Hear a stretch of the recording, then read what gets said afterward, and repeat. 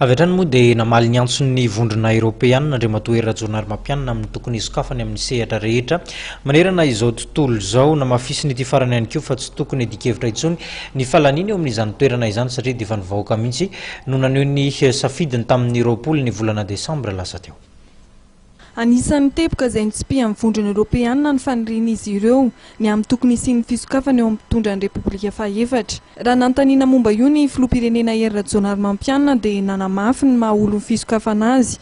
Tao anatin'ny tafafohy izay nataony tamin'ny mpanao gazety omaly teny Ambohinorina, commune Sabotsynamehana, distrikana Avaratrano. Zah efa nilaza foana fa ny tenako dia candidat izay mivelatra amin'ny rehetra hojereny zany tsy maintsy ao anatin'ny fitoniana, ao anatin'ny fihavanana, ao anatin'ny fandeferana no antoniana zany. Mikasika amin'dinika izay niarahana tamin'ny candidat Jean-Louis Robinson ny alakamisy lasa teo dia nanamafy Andriamatoa HERY Rajaonarimampianina fa tsy nisy ny fifanarahana mivoaka tamin'io.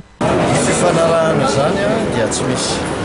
Ary ngamba ny antso mba tiako atao fotsiny eto tsy misy toerana mendrika nanaovany an'izany mihoatra noho ny eto amin'ny tempolin'Andriamanitra ohatran'izao itsona ny fihavanana, itsona ny fitoniana ary itsona mpitiavana ny olona rehetra ny fanometanana ho amin'izany.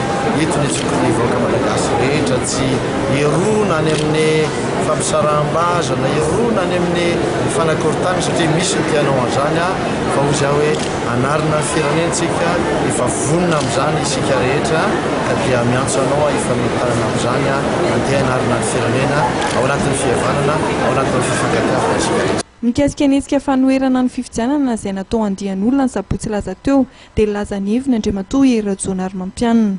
Ny vahoaka efa naneho ny heviny, ny fitsarana efa naneho heviny, hitanareo reny koa fa ny fianakaviam-be iraisam-pirenena amin'ny tokony maro efa naneho heviny indray mambarantsika mihatra amin'izany fa dia za hoe mibanjina no avitsika lasa mba lasa famijery ny fampandrosoana ny firenentsika. Andriamatoa HERY Rajaonarimampianina izay miantso hatrany amin'ny fitoniana sy ny fampihavana pirenena.